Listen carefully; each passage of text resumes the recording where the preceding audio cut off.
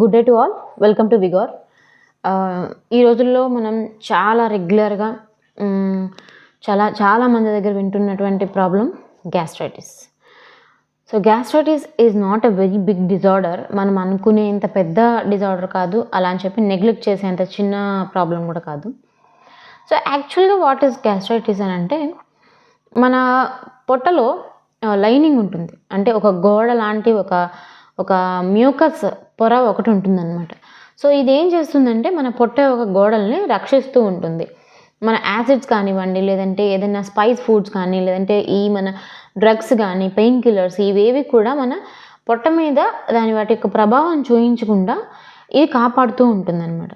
So ఎప్పుడైతే ఈ mucus barrier అనేది దెబ్బతింటుందో then we will get gastritis. So what is gastritis?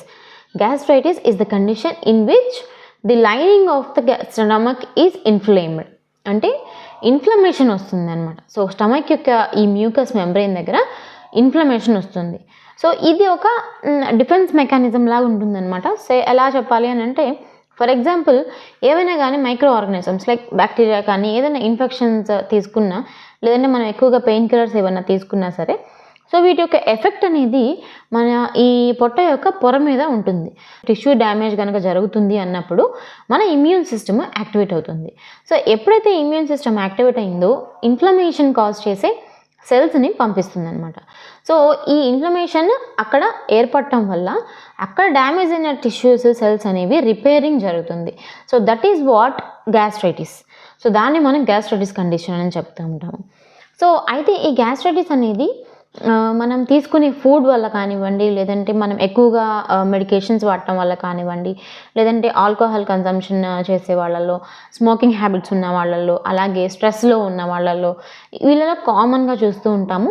And కొన్ని infectious కండిషన్స్లో కూడా మన గ్యాస్ట్రైటిస్ అనేది ఒక కామన్ సిమ్టమ్గా మనం చూడవచ్చు. సో మన లైఫ్ స్టైల్ని కనుక చిన్నగా మార్చుకోగలిగితే మన గ్యాస్ట్రైటిస్ ప్రాబ్లమ్ని ఇనీషియల్ స్టేజెస్లోనే మనం తగ్గించుకోవచ్చు. సో దీనిలో మనకి అక్యూట్ గ్యాస్ట్రైటిస్ ఉంటుంది, అలాగే క్రానిక్ గ్యాస్ట్రైటిస్ కూడా ఉంటుంది. సో అక్యూట్ గ్యాస్ట్రైటిస్ అనేది సడన్గా వస్తుంది and it will be temporary. వెంటనే అది దానంతరం అది సప్రెస్ అయిపోతుంది, క్యూర్ అయిపోతుంది. But coming to the chronic gastritis, ఇదేంటంటే లాంగ్ టర్మ్ ఉంటుంది. కొన్నిసార్లు దీన్ని క్యూర్ చేయలేకపోవచ్చు. సో ఇదేంటంటే కొన్ని డేస్ మనకి, అంటే రెగ్యులర్గా దీని సిమ్టమ్స్ అనేవి బయటపడకపోవచ్చు, కానీ బట్ అండర్లైన్గా క్రానిక్ గ్యాస్ట్రైటిస్ ప్రాబ్లం అనేది మనం ఫేస్ చేస్తూ ఉంటాము. సో ఇది ఎప్పుడెప్పుడు అంటే మనం కనుక ఏవైతే మన లైఫ్ స్టైల్ హ్యాబిట్స్ చెప్పుకున్నామో, సో వీటన్నిటిలో మనం చూడొచ్చు అనమాట. సో గ్యాస్ట్రైటిస్ని మనం ఎలా క్యూర్ చేసుకోవాలి, అసలు క్యూర్ చేసుకోకపోతే ఏమవుతుంది అని అంటే కనుక, సో గ్యాస్ట్రైటిస్ని మనం ముందుగానే గుర్తించి క్యూర్ చేసుకోకపోతే, so it will lead to indigestion. So digestive problems like indigestion problem రానివ్వండి, అంటే స్టమక్ అల్సర్స్ వచ్చే ఛాన్సెస్ కూడా ఉంటాయన్నమాట. సో మనం గ్యాస్ట్రైటిస్ని ఇనిషియల్ స్టేజ్లోనే ఖచ్చితంగా క్యూర్ చేసుకోవాలి. సో డైజెస్టివ్ సిస్టంలో కనుక ఇలా ప్రాబ్లమ్స్ కనుక వస్తే that will impact our metabolism. So metabolism కూడా డిస్టర్బ్ అవుతుంది. సో దానివల్ల will get lot of health problems.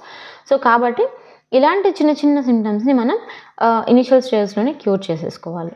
So అసలు గ్యాస్ట్రైటిస్ ప్రాబ్లం ఉంది అని మనం ఎలా గుర్తించవచ్చు అంటే, మన పైన పొట్ట ఏదైతే ఛాతి కింద భాగంలో ఉన్న పైన పొట్ట ఏదైతే ఉందో అక్కడ మనకి పెయిన్ అనేది ఉంటుంది.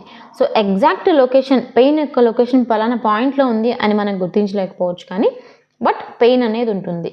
అండ్ బర్నింగ్ సెన్సేషన్స్ ఉంటాయి. అండ్ అలాగే వాటితో పాటు కొంతమందికి వామిటింగ్ సెన్సేషన్ ఉండడం కానీ, నాజియా ఫీలింగ్ ఉండడం, ఇవన్నీ ఉంటాయి.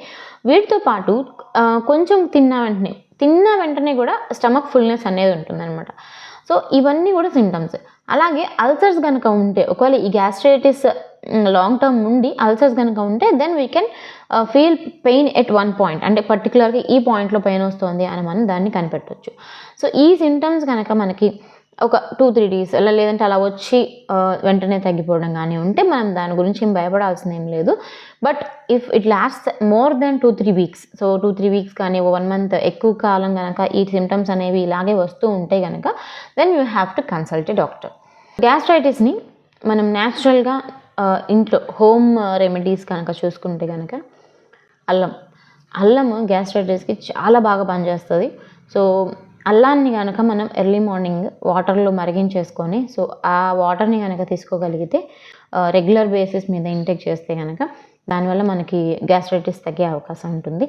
అండ్ అలాగే కొంచెం స్పైస్ ఫుడ్స్ తినకుండా ఉండడము, అలాగే సోడాస్ కానీ లేదంటే సాఫ్ట్ డ్రింక్స్ కానీ ఇవి తీసుకోకుండా ఉండడము, అలాగే లేట్ నైట్ డిన్నర్స్, టైం ఎక్కువ సేపు మేల్కొని ఉండడం కానివ్వండి, స్ట్రెస్ మేనేజ్మెంట్ చేసుకోకుండా ఉండడము, అండ్ అలాగే లాంగ్ టర్మ్గా పెయిన్ రిలీవర్స్ కానీ ఎన్ఎస్ఐడ్స్ కానీ స్టెరాయిడ్స్ కానీ ఇవి ఎక్కువ కాలం యూజ్ చేయకుండా ఉండడము, అండ్ దానికి కొంచెం ఆల్టర్నేట్గా థెరపీస్ తీసుకోవడము. సో ఇవన్నీ చేయడం వల్ల మనం గ్యాస్ట్రైటిస్ని ఇనిషియల్ స్టేజ్లోనే కంట్రోల్ చేసుకోవచ్చు. Thank you.